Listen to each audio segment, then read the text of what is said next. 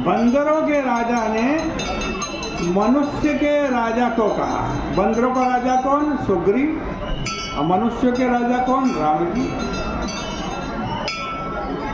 सुग्रीव का अभिप्राय यह है कि महाराज आप भी राजा हो और मैं भी राजा हूं।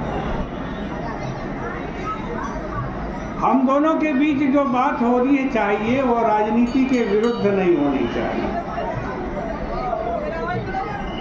सुग्रीव का व्यंग यह था कि महाराज ये तो प्रेम की भाषा है कि कोई आया है तो पूछने की क्या बात है, उसको भेज दीजिए, उसको बुला लो। लेकिन ये राजनीति की भाषा नहीं। प्रेम में तो हो सकता है कि सबको अपना लो, पर नीति तो यही कहती है कि पहले व्यक्ति की परीक्षा लो और पूरी तरह से परख करके तब उसे स्वीकार करो। सुग्रीव का कहना, प्रभु आप यहाँ युद्ध करने आए हैं और युद्ध नीति का विषय है, युद्ध प्रीति का विषय नहीं। सुग्रीव का तात्पर्य है कि सेना लेकर कोई शत्रु से युद्ध करने आया हो तो इस स्थिति में नीति के द्वारा ही निर्णय करना चाहिए, प्रीति के द्वारा नहीं।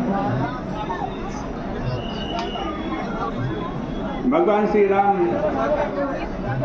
क्या करने के लिए आए हुए हैं, इसका स्पष्टीकरण करते हुए रामायण में गुरु वशिष्ठ जी कहते हैं, यद्यपि प्रत्येक व्यक्ति को ऐसा लगता है कि नीति और प्रीति एक दूसरे के विरोधी, क्योंकि जो बहुत प्रेम करेगा वो राजनीति में सफल नहीं होगा और जो राजनीतिज्ञ होगा वो प्रेम के चक्कर से बचेगा।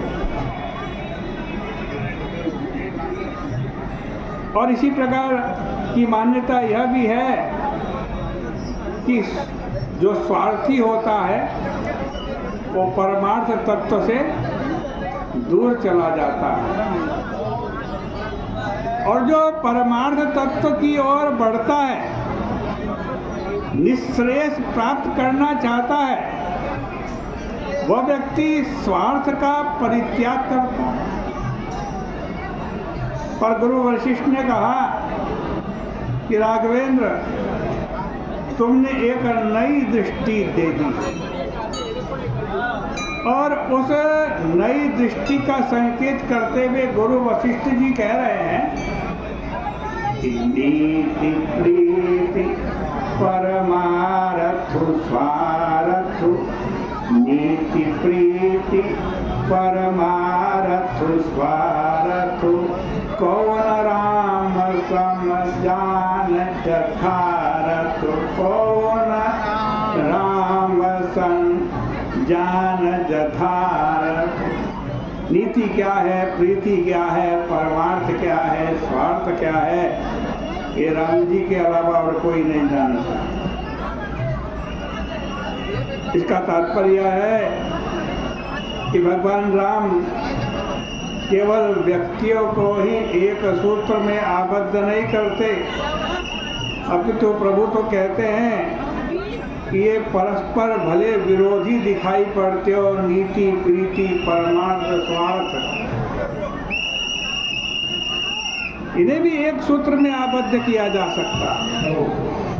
भगवान श्री राघवेंद्र कहते हैं कि नीति और प्रीति में जो विरोध दिखाई देता है वो वास्तविक नहीं होता। अगर ऐसा हो तब तो व्यक्ति का जीवन या तो प्रीति रहित होगा या फिर नीति रहित होगा।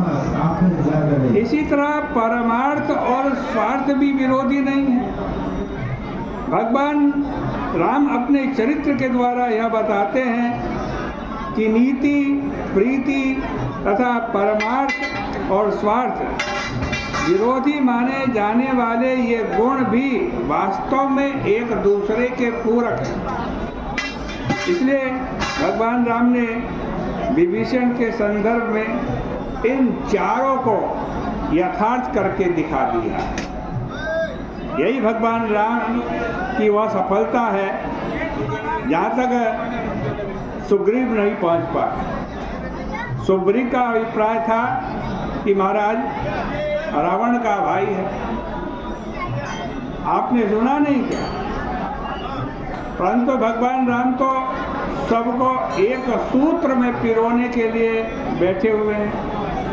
इसलिए प्रभु का तात्पर्य है कि जब तक रावण के छोटे भाई से लेकर राम के छोटे भाई तक आपस में न मिल जाए, तब तक इस पिरोने की वृत्ति की सात्विकता ही नहीं होगी।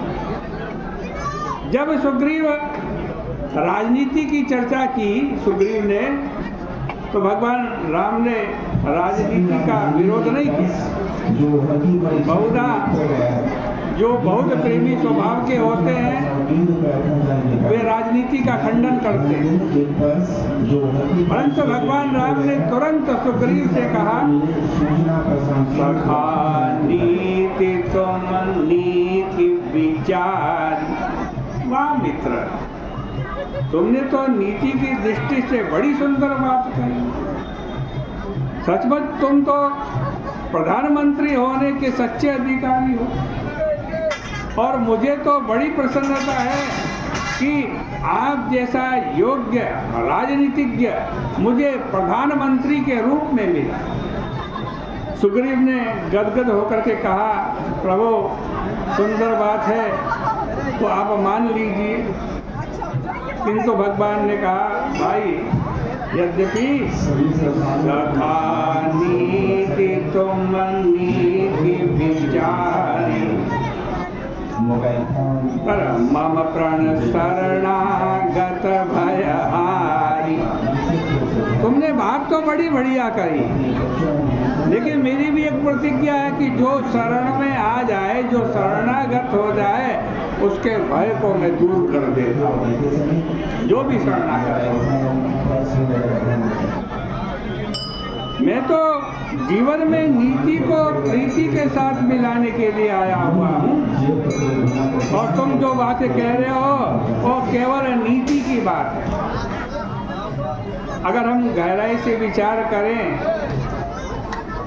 तो यह प्रश्न उठता है कि स्वाभाविक है भगवान राम का विभीषण की शरण में आना और भगवान को विभीषण को शरण में लेना,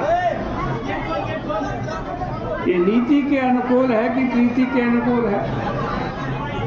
यदि आप राजनीति की दृष्टि से देखेंगे तो यह भगवान राम की बड़ी सफलता है, पर प्रेम की दृष्टि से भगवान राम की यह सबसे बड़ी महानता है।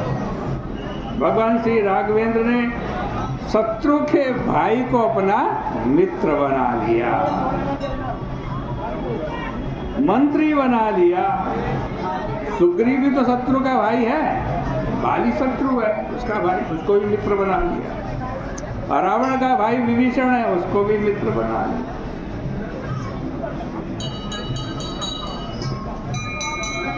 और उसके द्वारा, विभीषण के द्वारा लंका के सारे रहस्यों को जानकर लंका के युद्ध को जीत लिया।